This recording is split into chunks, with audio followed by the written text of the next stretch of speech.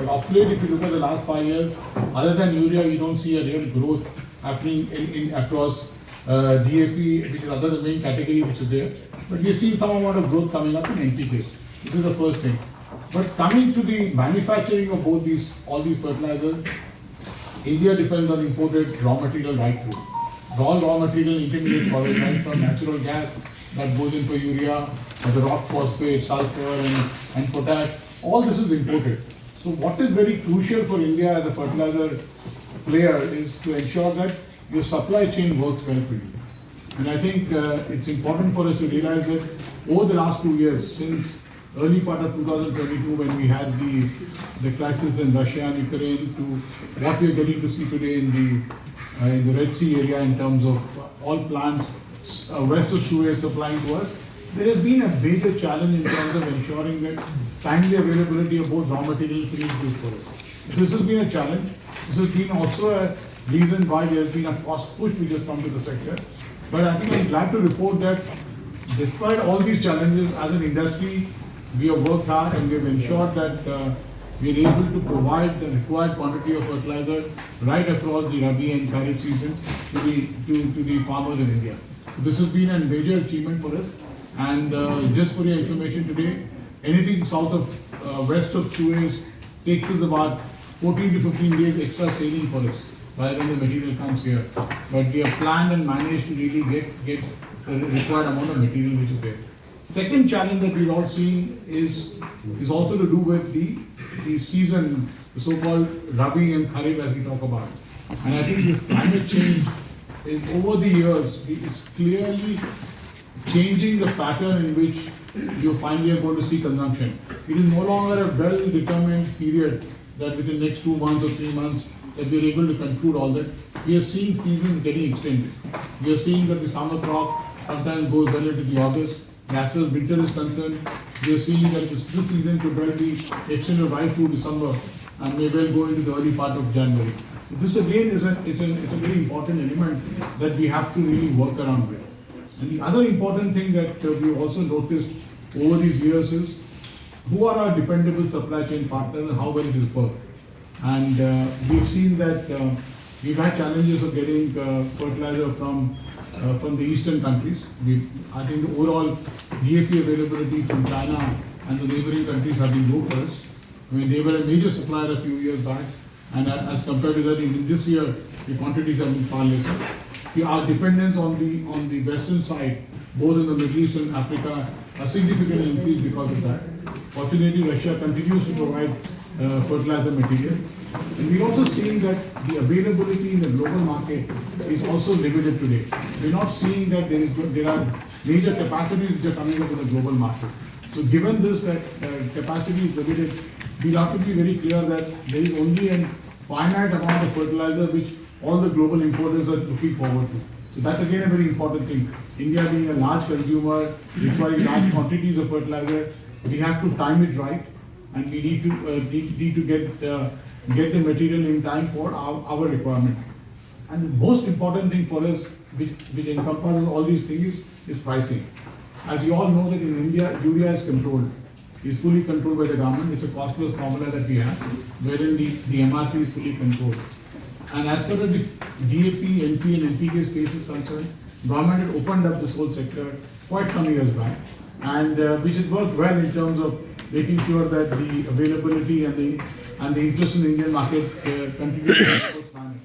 But of late, when you get to see here today, given the way prices have fluctuated, we have seen DAP prices at some point of time going from $350 to over $960, and today it's around $630 to $640 today.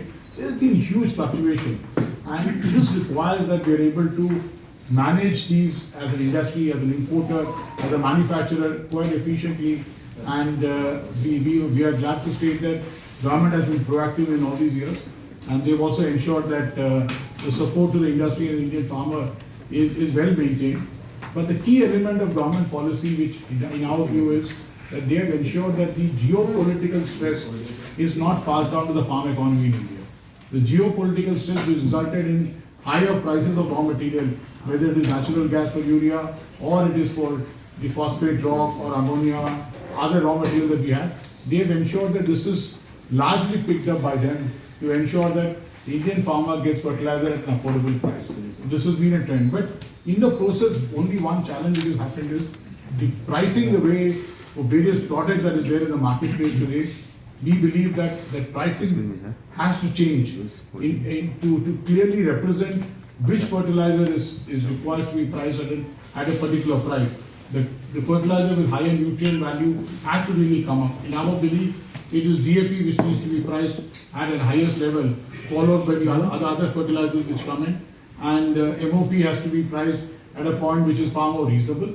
And so this is an important element which we believe in the coming times we will see a change happening in the next few quarters as we go ahead. And last but not the least, I think the adoption of technology in Indian farm is something that the industry is working very closely with the government and with the state government. And here we believe that the major efforts which have been done on the promoting drone, promoting newer products like nano products, all have been very encouraging. This is the first year of, I think I would say, the major use of nano fertilizers in India. And we believe that's the kind of a breakthrough technology that the Indian industry has come out with, and this should kind of help us in the long run. And similarly, the use of drones to spray the various nutrients is something that has been taken up on a voluntary basis by the industry, IFCO taking the lead in a big way, and other companies also getting into a number of drones which is being provided. And then these are all experiments which we believe will finally help us to improve the farm productivity. And the most important thing that I would like to highlight here is the PM Pranam program. We believe that the soil health in India, which has been a big challenge over the years, needs to be corrected and needs to be a concerted effort between the farmers, the state government and the center, and the industry obviously is involved with this. So the PM Pranam program kind of helps you to improve the soil health, the soil carbon content, so that the farm productivity is maintained. And this will eventually result in better nutrient use efficiency. I mean, that's a big challenge, Just to put a number to it, the nitrogen nutrient use efficiency in India is about 33% today, as per statistics that we've seen, whereas the best in the world is about 70%. So we have a gap which needs to be covered, which will also ensure that the farm will be in a position to operate in a far more economical and a far more productive manner. So these are the kind of trends which are there. So a fertilizer conference which we are starting from the 4th of December, primarily is going to be focusing on some of the newer, initially we'll have a clear discussion on policy and the global demand supply and the availability of fertilizer.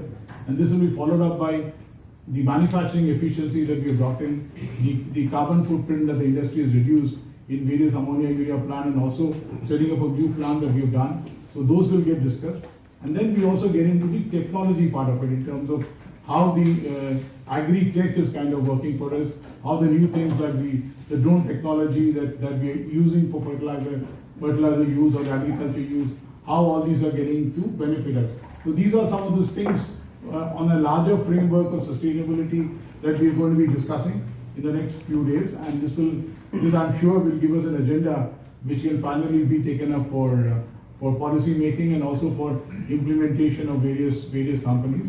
And the other important thing and the significance of an FAI seminar is that we have a record participation this time. Over 1250 all delegates, paid delegates are coming in for this conference. This is a place wherein we have an interaction with our supply chain, our global supply. There's an industry-wide interaction which takes place, and also industry with the global supply chain which takes place.